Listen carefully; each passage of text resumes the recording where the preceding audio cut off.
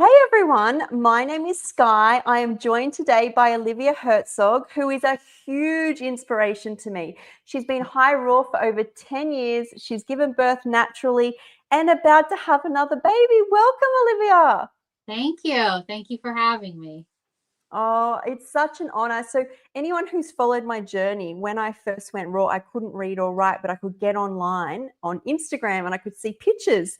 And Olivia is one of those, well, your recipes and any reels you made really impacted me and really supported me before I could read to get on raw. So, it's such an honor to have you here. Oh, cool. I didn't know that, but that's amazing. Yeah, I'm excited to talk to you. Yeah, so tell me, how did your raw journey start? You first went raw for about 4 years. How did you get to a point where you wanted to have a raw food diet? Yeah, so it started about 10 years ago. I was working as a barista in a cafe at the time, and one of my coworkers was a vegan.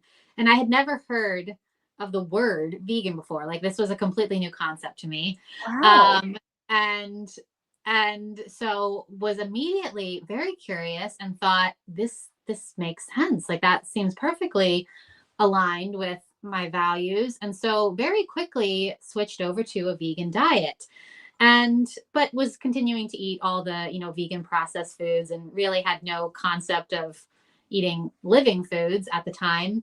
And so a few months later I was in her apartment and I saw she had the 80-10-10 book by Doug Graham on her bookshelf, and I was curious about that, and so I asked if I could borrow it, and I took it home and I read it and I thought, oh no, now this really makes sense, right? This isn't just about avoiding animal products. This is about eating God's food, right? Real Yeah. food, nature's food.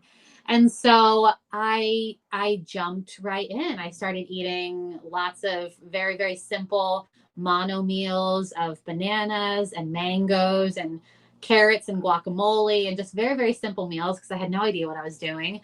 Um, and sort of did all of this, was curious to begin with because I struggled with an eating disorder. I struggled with my health and my self concept for many years, and so was looking for relief from that, and felt that a plant based diet, a vegan, raw vegan diet, really um, it just felt right. I don't know how else to say Mm. it other than it really felt right, and it sort of melted away this struggle, or it was a part of melting away this struggle of fighting myself for so many years that I experienced. And so yeah, sort of jumped right into it, and ultimately about 6 months later was traveling and studying abroad and got a parasite, very, very serious parasite, drinking water I was told not to drink and did anyway. And at that point was full body rash, crazy digestive issues. I had a visible bulge in my abdomen where the parasite lived. You could see it, like where the parasite was living.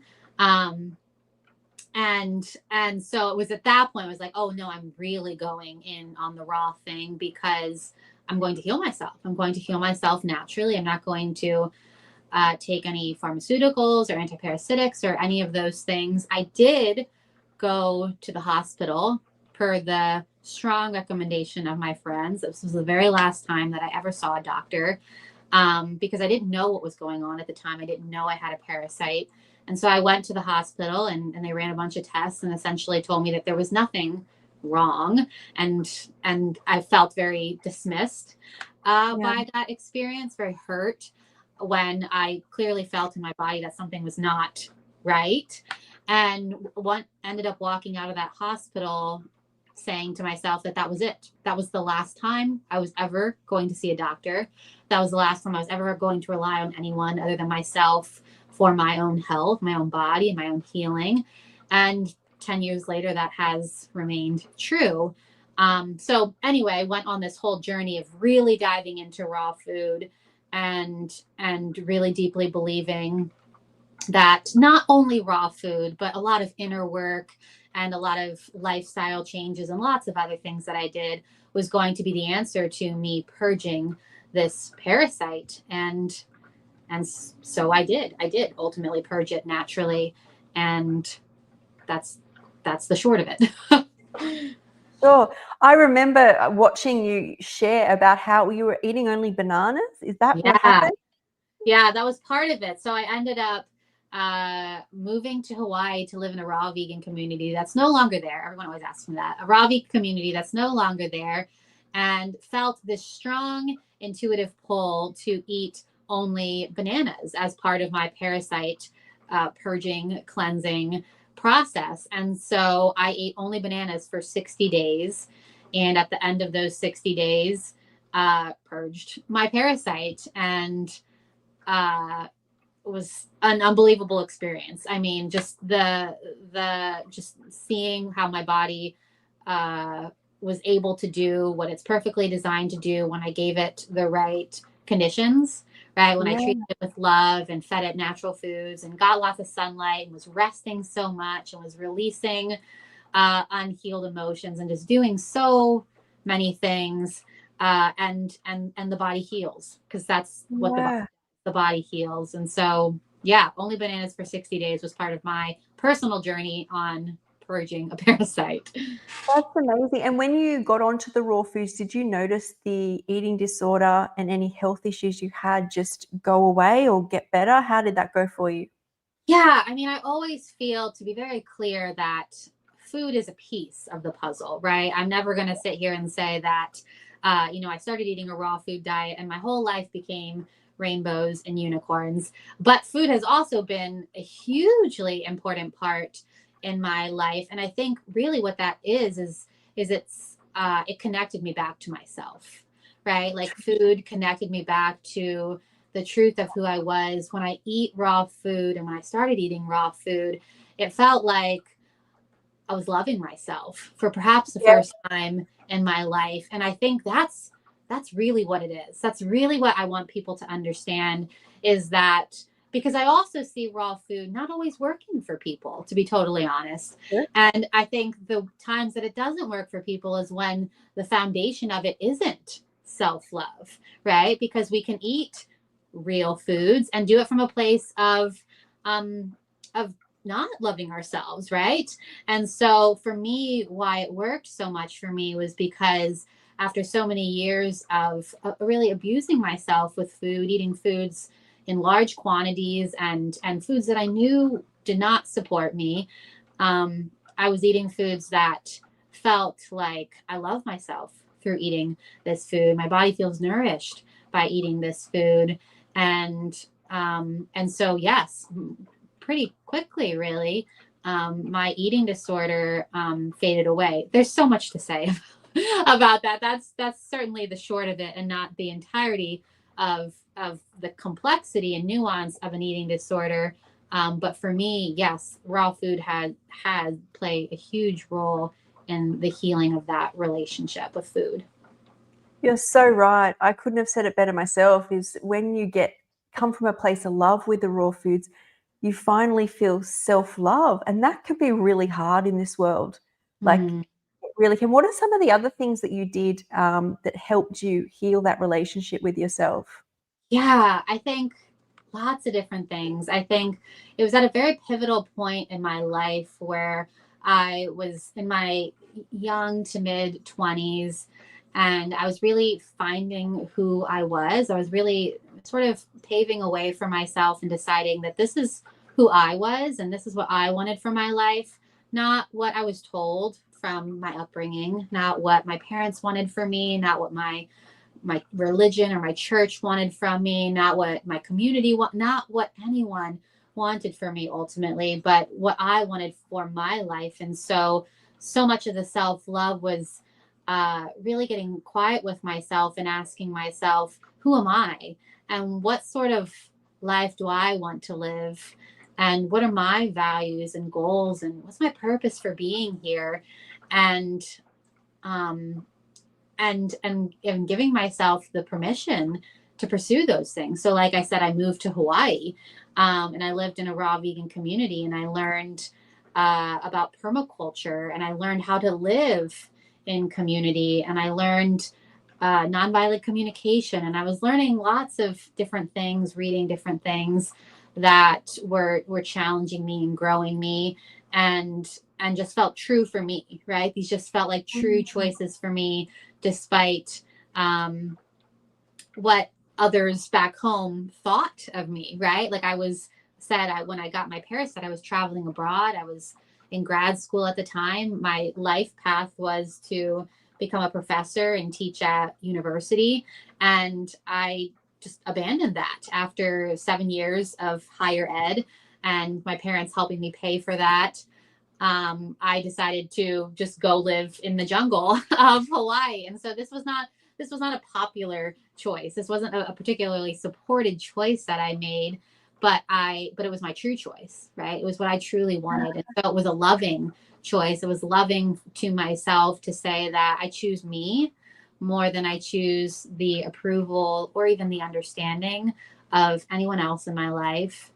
And I'm going to live my life and do the things that are true for me. And so I think that, and food being one of those things, right? Food, this crazy banana diet or this crazy fruit diet, being the thing that I intuitively desired and felt called to, was an act of self-love, that I was going to do this despite what other people thought of me. And I was going to live in Hawaii despite what other people thought of me. And I was not going to continue my education despite what people thought of me.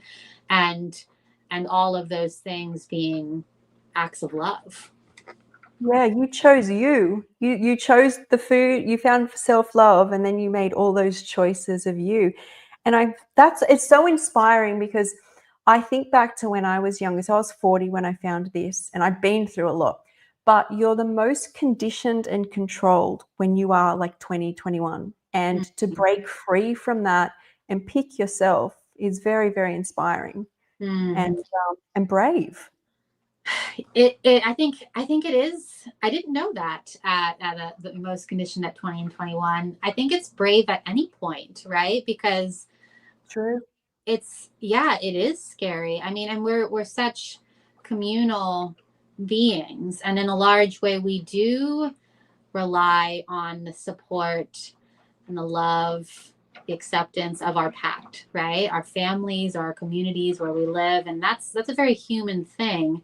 And also at the same time, sometimes we find ourselves in families or communities, and it's not to say that they're bad at all. It's not to say that they're bad or wrong, but they might not be us, right? Like they Yeah. might not be our path or our highest calling or what we're here to do. And so I think it does require a lot of courage to say, I love you all, or I love where I've been. I love where I've come from. I love what you want for me.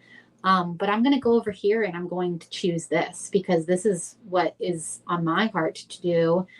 And that being health and healing, right? That being such an important part of the health and healing journey. And again, why I said earlier, raw foods in and of themselves don't always work for people when these other parts of themselves are still being denied, right? Or we're Yeah. rejecting other parts of ourselves that also need to be honored and loved and accepted. And sometimes that requires, some big leaps and some strong boundaries. And it's Yeah. not always easy. It's not easy.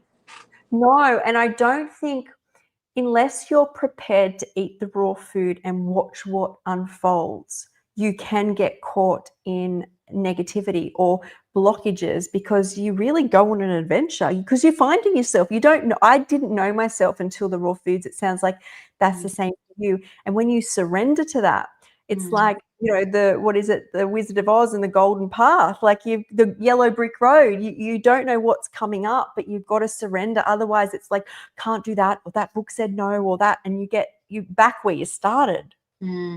Yeah. I think you're absolutely right. And it's incomplete, right? Like the food can only Yes, take you so far. The food opened me up. The food connected me to myself. The food taught me how to love myself. And then I had to keep going, right? yes, By being honest and adjusting other aspects of my life that also needed love, that also needed change, that also needed yeah, that needed love and change. And so it's, health is really a full person, oftentimes change, right? It's a Yeah. complete change, overhaul of our lives. And that can be a big ask and a scary thing, and also the best possible. I think you can speak to this as Yeah. well, right? Like all of the fear and all of the disapproval and all of the uncertainty of different choices that I've made over the years has been every absolutely bit worth it for the life that I live now. That is so much more abundant and free and full of health and joy than anything I could have even fathomed 15 years ago. I love that. That's so well said. And when it comes to family, so I used to watch all those amazing reels with you and your mum, Oh, with yeah. your mum and the hairdryer, and they're Oh, really yeah. fun. If anyone follows Olivia, go back and have a look at some of those ones. How did your family react to all To of my this? eating raw Yes, you're food. going, yes. Yeah, I mean, my family, I ultimately think my family is quite supportive. They really are. I think they didn't understand initially. They especially didn't understand this up and moving to Hawaii to live in the jungle in a hut. They did not understand that and felt some fear around their daughter, my parents, their daughter leaving and going many, many miles away from home to live with strangers. Um, but have ultimately, yeah, been very supportive and continue to be very supportive. And I think that, my parents saw me struggling. They saw me struggling with my health, my mental health, my physical health for years. And so when they started to see even the smallest positive shift in me, uh even though they didn't understand it for themselves or for me, even, they supported it, right? Because they could see that it was doing a good thing in me. And so I'm forever grateful for that support, and think it's a beautiful thing, especially perhaps in today's world and climate where we tend to reject or defend or fight those we don't understand or who we don't feel the same as. And I think it's just so amazing to say, I don't understand you. I don't feel the same way as you about this thing. And yet I choose to love and support you. And just what a profoundly amazing gift that Yeah. was for my parents to give that to me. Um, and I choose to practice now in my own life with others, or even with them, right? Because they don't live and eat and do so many of the things that I do, and yet I choose to love you and support you because I just do. Yeah, I think when I don't know what it was like for you, but I remember when I first went raw, and it can be overwhelming because you want everyone to go raw. And then Yeah. you kind of feel anger that Yeah. people aren't listening. But then there's this acceptance where you accept that you can be a light. I know my nieces around me eat more raw foods. It doesn't mean they have to go raw, Mm. but they do that because they see me, and I accept that that's my place, and that and there's a respect because you don't want to get caught up in anger because that just pulls you right back down when you've done all that work, right? Mm. Yeah. Absolutely. Yeah. I mean, angry vegans or angry raw vegans don't really make sense to me. I think you missed the point. Right. 100%. Like I think I start to notice my whole life crumble. So when I started to eat raw foods, my whole life I started to go, this feels good. Sunlight feels good. Nature feels good. I call it a love compass, right? And if I was to gravitate towards fighting the world because people aren't raw, I'd start to notice my health declines with it. So I'd always think, if you can be that love that the food is and that the choices you make are, it's just so much more beneficial. I absolutely agree. And even recently, within the last just really year or so, so like you said at the beginning, I've been on this journey myself for 10 years now. So that's quite a long time. And just within the last year or so, I've seen my parents make changes. They're not vegan or raw vegan, but they're eating more plants. They're eating green powders and having smoothies, Oh, and fruit, things that I never could have imagined. I mean, when I say my dad is like the most just consistently like, this is how it's always been done. This is how I'm always going to do it. I'm never going to change. Not when it just comes to food, but just life. Like he's just a very steady person. And so just in my wildest dreams, could not have imagined he'd be making some of the choices that he's making today.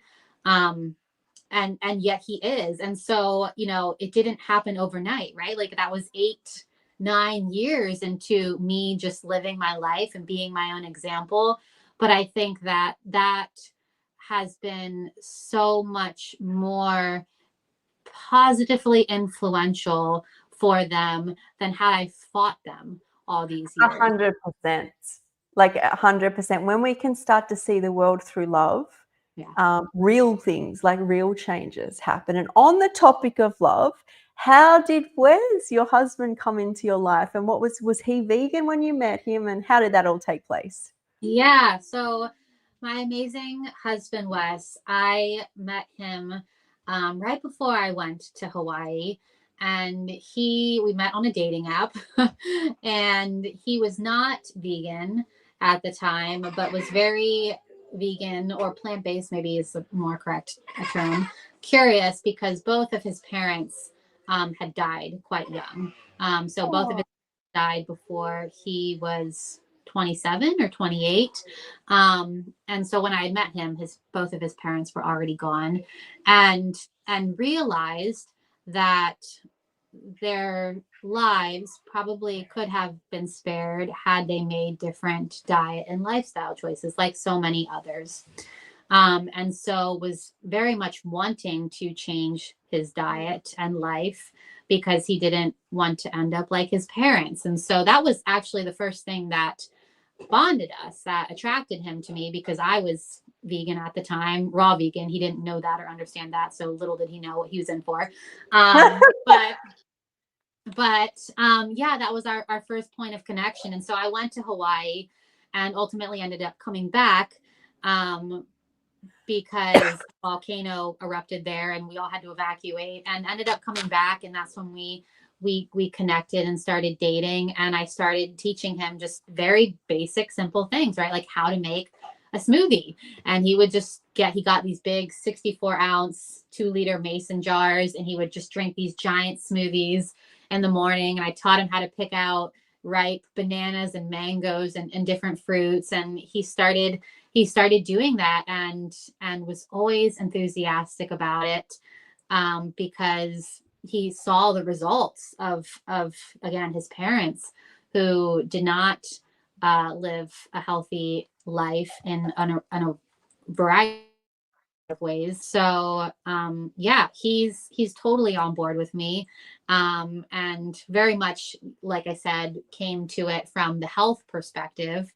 And yeah, we're continuing to do it together. He still has those giant smoothies every morning, drinks tons of juices, and eats whatever I put in front of him, and is thriving. He's an athlete. He runs a lot. He's the strongest hiker I know. When we go hiking and we go to these different national parks, he goes and he finds the rangers and he asks for the hardest hike in the entire park. And I look at him like, please don't do this to us. But he's just very fit and very healthy and very strong as a high raw vegan man. So he's amazing. Sure. And so were you already high raw when you were with him? Because I want to get into how I was talking to you on one of your videos you made, how you going back into cooked food doesn't have to be self-destructive. Once you find, I believe if you've been like eaten high enough raw, you find yourself and you can make non-destructive choices to nourish your body. At what stage did you go back to, well, not back to, you're a high raw, so you're mostly raw, but start being able to, because I know a lot of people want to incorporate cooked foods, but they feel like it's self-destructive. So how did you go about doing that? Yeah, it's a really good question and a really important topic, because you're right. I think that there are messages out there about cooked food being poisonous or cooked food being addictive or cooked food being and I don't agree with any of that at all. I think that I don't agree with it. So I was fully raw for about 4 years. And after I came back from Hawaii, I'm from Pennsylvania. I live in Pennsylvania right now and have amazing, amazing Amish farmlands and amazing produce during the summer. Some of the best I've found ever in the country. But we also have quite long winters. And so the produce is not amazing. And we just have a lot of imported fruit. And I sort of got to a point where I'll never quite forget one evening having a salad and just feeling like bored, like just profoundly bored with this same salad that I'd been eating, or a variety of that same salad I'd been eating. And was staying with my parents at the time, and they were, I think, making steak and potatoes. And the steak didn't appeal to me at all, but their potatoes did. And I thought, man, I would really like to have some potatoes with this salad. And then I thought, am I really committed to never having a potato ever again in the rest of my life? Is that like, does that bring me joy? Like, is that a choice I'm making genuinely from a place of desire, my highest excitement, or is me not eating a potato coming from a place of like fear and dogma? And I decided for myself that I did not indeed want to live the rest of my life without ever having a potato ever again. And so I don't think that night I had potatoes, but I decided that I think the following night I was going to have a salad, my raw salad, and I was going to have a little side of potatoes with it. And so I did. And I was like, okay, well, let's see, am I going to reverse all of my health problems? Am I going to become an addict to potatoes? Is this going to be the beginning of my demise? And and of course it wasn't. It wasn't at all. In fact, I enjoyed those potatoes thoroughly. And I remember thinking, I'm never going to do this to myself ever again. Like, I'm never going to. I should say I so thoroughly enjoyed my time as a fully raw vegan. I really thoroughly enjoyed it. Felt so nourished. Was living in Thailand part of that time, was living in Hawaii part of that time, and was eating amazing fruit and healed some amazing things in my body, and really felt that that was the call of my life at that time. And then that season ended. And then I Yeah. felt that I still loved raw foods and I still wanted to eat an abundance of raw foods, but I also wanted to eat potatoes that my mom grew in her backyard, right? Because potatoes grow here in Pennsylvania. And what could make more sense? What could be more environmentally friendly? What could be more ethical? What could be better than food grown by the hands of my loving mother, right? And did it make sense to not eat potatoes, but to continue eating just an abundance of bananas that were shipped from Ecuador, right? Yeah. And were sprayed with God knows what they're sprayed with so that they don't ripen up too fast by the time they get to me. And who knows what hands touch them. Are they being paid a fair wage? And right. And I still eat Yeah. bananas that are from Ecuador. Don't get me wrong. But my point is, I just think the conversation just became more nuanced in my head. It didn't become so clear raw food versus cooked food. It sort of became, well, what is more natural and what grows here where I live? And potatoes and squash and sweet potatoes and all these different things grow in my very own backyard. Why wouldn't I eat these things? And so, yeah, I started incorporating them and sort of observing how my body felt, and felt not better, not worse, just good. I just continued to feel really, really good. And over time incorporated more and more in rice and quinoa and and just whatever. And have never felt better in my life. And again, not because I think that it's an improvement to eat cooked food versus fully raw food, but just because I have stayed in a state of love around it, Yeah. always following my joy, always following my highest excitement, and eating what just feels exciting and nourishing. And sometimes that feels like potatoes, and sometimes that feels like juice. And all of it feels to be deeply nourishing to me. I love that. So if somebody was listening and thinking, and there was a calling for a while to have some cooked food, what would you recommend to them how to start or where to start? Yeah, I mean, I would listen to what maybe you feel most drawn to. Like for me, it was potatoes because that's what my parents were having and that's what grew in my backyard. And so that felt like a natural thing to try. But I think whatever it is uniquely for anyone listening, I'll honor that, right? Like honor that desire. I really believe that our desires are from God. Our desires are our best guides. I think that maybe we've been raised in a society that tells us to not trust our desires, right? Our desires are bad or sinful or wrong.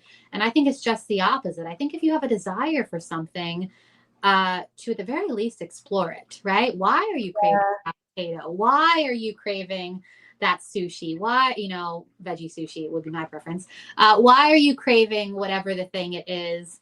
And to try it, right? Like to see what happens. I think at the very least you try something and you think, okay, that actually didn't taste like I wanted it to taste, or like I remembered it tasting, or that didn't actually feel amazing in my body, in which case that was great information, right? That's great Yeah. information to have, that this does not actually work for me, and so I'm not going to do that again, and I'm not going to beat myself up for it, and I'm not going to judge myself, and it's just truly no big deal. It was just a great lesson to have learned. And so whatever it is, I think, when we talk about food, I so much feel sometimes that we make food way bigger of a deal than it is. Like it's True. just food, like, yes, it matters, of course it matters, but it matters in the sense of everything in our life matters, right?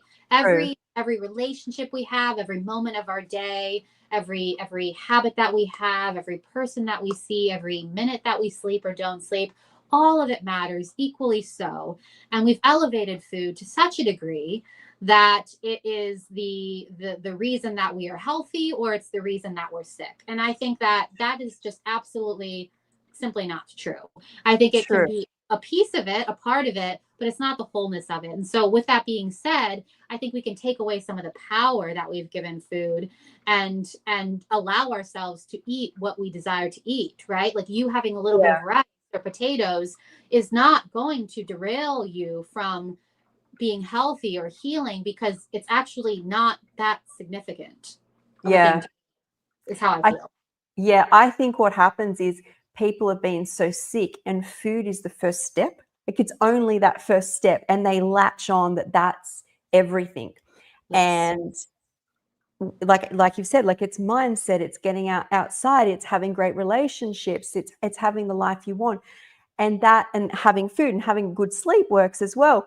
But at the start, because it's that first step, people then cling on to it. And it's what you're saying is to get a healthy mindset. As you said, a mouthful of potato isn't going to derail you unless your brain tells you so over and over and over. And you're saying like not apply so Mm-hmm. much that food's everything. So Yeah, I think you're absolutely right. I think you're right that food is a lot of people's doorway into a healthier life. And so we do stake a lot on it. But yeah, ultimately, my feeling is what you just said. It ultimately boils down to mindset. And I've really worked with a lot of people over the years to discover how their relationship with food is really so much of how food is impacting them more than the food itself, right? yeah, So is it the food itself that's actually not healthy? Or is it what you believe about the food? And that's such an important thing to explore, that is, right? Is it that the avocado is really too fatty and not good for you, or is that you believe the avocado is too fatty and interrupting your healing process? It's worth exploring, right? It's worth exploring, and have seen people be able to incorporate foods that they otherwise had strong reactions against, because they changed the way that they viewed them. yeah, that's so empowering. On a healing journey to know that you're not, because we come from restraints where this like it's like government and doctors, and we think we're trapped, and then we have the food and we feel freer. But in essence, everyone seems to lock themselves up, including me at times. And Mm. it's so important. The more you come from like love and trust and healthy mindset, you'll it's not get where you want to go. You'll live the life you've always dreamed, happy. Yeah, and I think that's it. I think that that's ultimately what it is a life that is loved, um, is what health Yeah. ultimately is, and that includes food, right? Eating foods that you love, not just foods that are healthy or the foods that you're supposed to eat or the foods that are good, but a life and with food that you genuinely love. Yes. That is your healing. So that is such a personal thing, truly, Yes. right? Like, what is it that you love to do on a Friday night? What is it that you love to have for breakfast on a Tuesday morning? Who do you love to spend time with on a Wednesday afternoon? There is your health. There is your That's healing. right. That's right. Now, on to the next stage of your life. You fell pregnant. You're pregnant again, but your first child, is his name Cedar? Is that your first child's name? Yeah. Okay, take me how were you planning to fall pregnant? Was it natural? Take me through this. Yeah, no, he was not planned. We were planning to start having children a few more years down the line, but everything in perfect timing. And so yes, I did get pregnant with him in 2023. And my whole philosophy on health was that the body is perfect. It's perfectly designed. Birth and pregnancy are natural biological processes, every bit as much as heart's beating and lungs breathing and all the things our bodies do every day, all the time, that are so natural.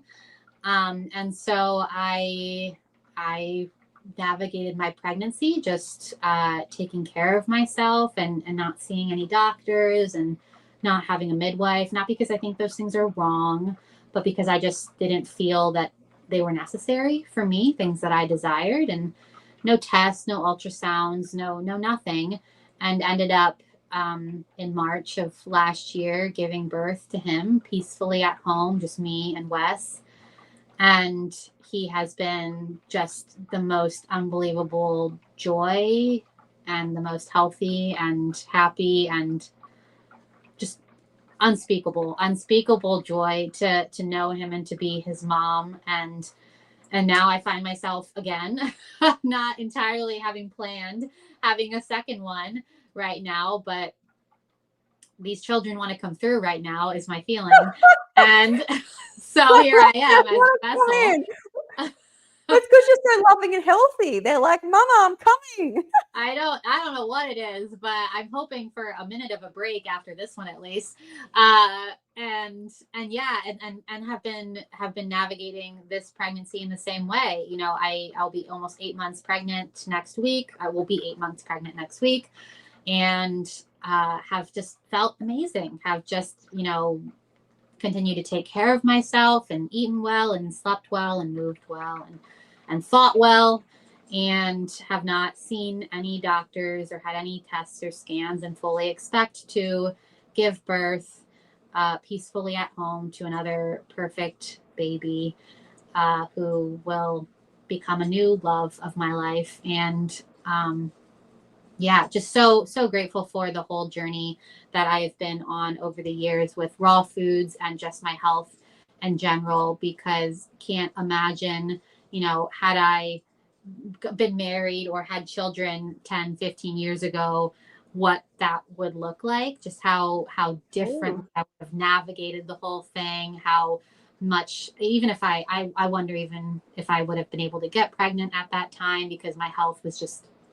not it. Um, and just, yeah, just so grateful for the whole journey of it all, and to be experiencing it all with so much ease at this point in my life. I'm just so grateful. I love with how much love you speak about everything and such a healthy mindset. And I think that just it really is powerful. What were some of the things that you were doing and eating for this pregnancy? Because you knew that this is what you wanted and you didn't want medical intervention. What were some of the practices that you did and the way you ate? Yeah, I mean, I have really just, come to a place where I feel that, like I said just a moment ago, that our desires are our best guide. Mm. And so I really have not done any of the, eat this for that and you need this and that. And, I am in such a place personally of self trust with my body and my health, that whatever it is that I feel to eat, I eat.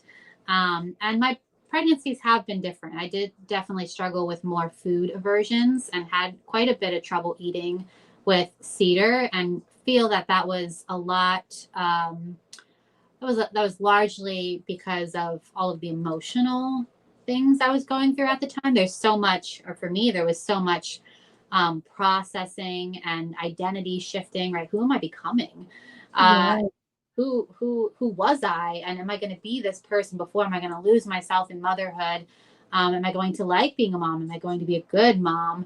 And grief. I experienced a lot of grief with my pregnancy with Cedar because I, like I said, was not planning to have children quite yet, and had created a life for myself that I loved so much. Yeah. Like a life and a career, and my husband and I just had plans, and we loved our life so much. And so this sort of felt like an interruption to this life that I loved so much. And so all of that felt to very much impact my energy and my appetite. And so did struggle to eat with him, and found myself just eating a lot of bananas, very simple banana smoothies, and some nights would just only be able to stomach the plainest thing. So I would just have like a plain bowl of rice, like no sauces, no seasonings.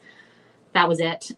So nothing super nutrient dense, or nothing that I would particularly recommend, but that was just the reality of what I could stomach at that time. And so much believe that our bodies are unbelievable and perfect and able to grow babies despite imperfect diets. That's the thing I always feel to say to people, again, food absolutely matters, diet matters. And also, this is not a thing to get overly stressed or worked up about. In fact, I don't think you should get stressed or worked up about it at all, because that is the absolute thing that we don't want when growing babies or just living.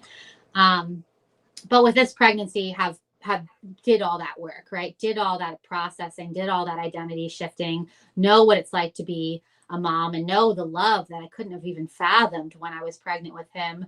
And so have found that I have had much more energy and a much more robust diet, and really don't feel that my diet has changed at all since becoming pregnant. I do what I eat in a day reels pretty regularly that I share on Instagram. And it's just, a smoothie in the morning, a juice perhaps. Now it's summer, so I'm eating a lot of just like fruit mono meals. I can't particularly stomach salads still. They don't taste very good, but I will have more like a veggie stir fry with a little bit of quinoa on the side, or rice. And yeah, banana ice cream for dessert. And that's my routine, and feel great. Feel really great. That's amazing. It's interesting you bring up and it's so raw that you brought up about your identity shifting, because I think a lot of mums feel guilty that they feel that way because, they're getting a child, they're getting the gift they want. But it's true that from that point, you're never the same person again. You will have another little soul or two little souls in your life. You're not the focus. What was some of the ways you worked through those emotions when they came up? Because that is huge. It was so huge, and it really is. And I feel that I felt part of then the additional grief on top of that was feeling like, yeah, this wasn't talked about enough, and that I didn't know where there was a safe place. Lila actually being someone that I was able to talk through some of these things with. Yeah, there wasn't really a safe place that you could go to talk about this, because of course nobody wants to feel that they're ungrateful, right? Or that we're not saying that we don't want our children, that we don't want this experience, but it is just such a profound shift. And I think for me, how I mostly processed it was just how I process most things is it's just very internally. I journaled, I prayed, I meditated.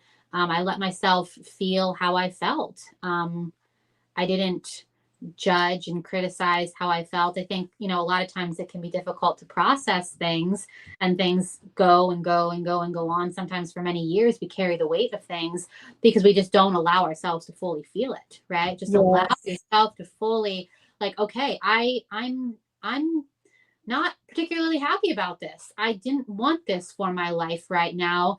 I don't know if I'm going to be good at this. I don't know, like just saying it, feeling it, admitting it all fully myself, as opposed to like, no, that's not really how I feel, or no, I shouldn't feel that way. No, this is how I feel. This is fully how I feel.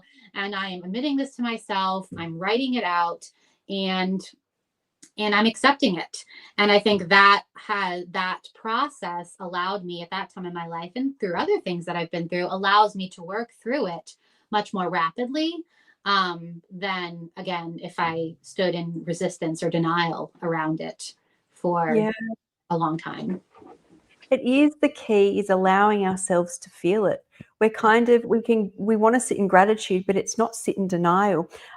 It hits really hard home because I had a hysterectomy at 30.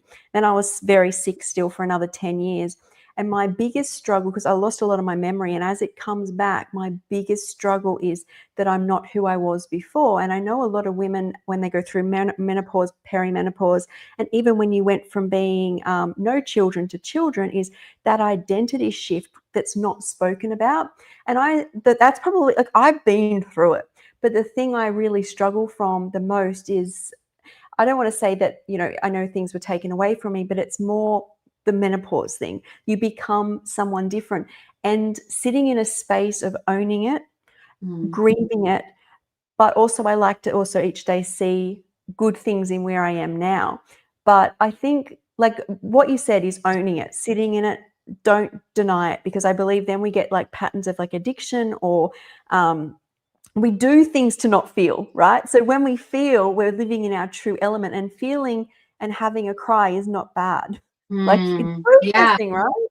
Yeah, I think you're absolutely right. I think, yeah, menopause is another huge one, which of course I haven't personally experienced yet, but have worked with women, and do ref- observe other women going through it, and very much do feel that similarly to me, with some of the physical symptoms and struggles I had with my first pregnancy, and really feeling like a lot of that was, and a lot of the emotional resistance that I was experiencing, feel that it's very similar with menopause, right? We have a lot Yeah. of stories around menopause in our societies, right? Like, this is, you're not as valuable, or perhaps you're not as attractive, Yep. or who are you now that your children are grown, or what is your role? I mean, there's so much there that I think very much exasperates the physical experiences that women have in menopause. And like you said, you're absolutely right. This is where you're at, right? And we have to process these things, and we have to ask ourselves,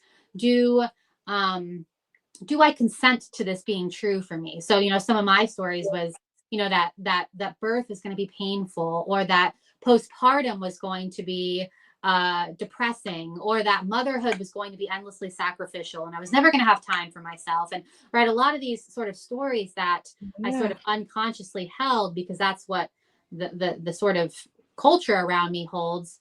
Do I consent to this being true for my life, right? Or do I get to choose?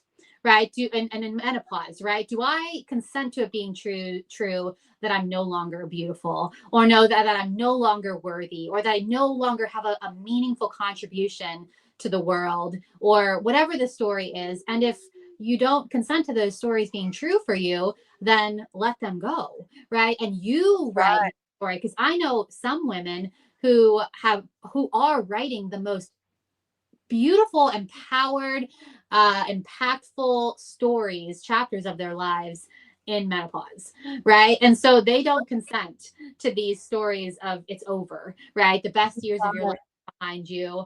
Uh, that's that's it's just all, everything is stories. It's all perspective, and so it's really worth observing those things in us and what we're believing. And again, for myself, working through those things, I've found so much, not just mind freedom, but physical freedom, right? Like, the contrast between this pregnancy and the last pregnancy, really fully feeling that as a result of perspective shifts. I love that. And look, these stories are imprinted from when we can first make a conscious story in our head. The first things I remember are fairy tales. And you're young, you find a prince, you live happily ever after. There is Yeah. no, like, even if a baby's involved, it kind of then stops, right? So we as women, we get to write our own story. And, we want to sit in that space of what we can create. Maybe it's even easier because no story has been written for us yet. we now get to decide. But I do notice with women going through menopause, and interesting you talk about emotions. When I coach a lot of women, is the number one thing that starts to come up is histamine issues, and they are linked a lot to the gut and emotions. So it's really like, is it the actual physical problem, or is it these preconceived stories that we're holding on to? So I like that a lot. There are some comments which have been coming up, but I'll just pop this one up. I'm in menopause now, have been in gratitude for raw living foods because it's making it easier, and my youngest has started bleeding. I love how things move. There's an appreciation, right, when you can see the full circle and spectrum. And I'm glad that the raw foods are helping you as well. That's cool. So, yeah.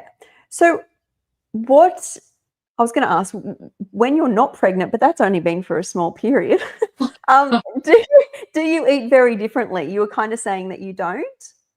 Yeah. No, I really don't find myself. I've never, one of the things that I've also found interesting, that was a story that I had that has not been true for me, is that I have not found myself to be particularly hungrier when pregnant or postpartum, right?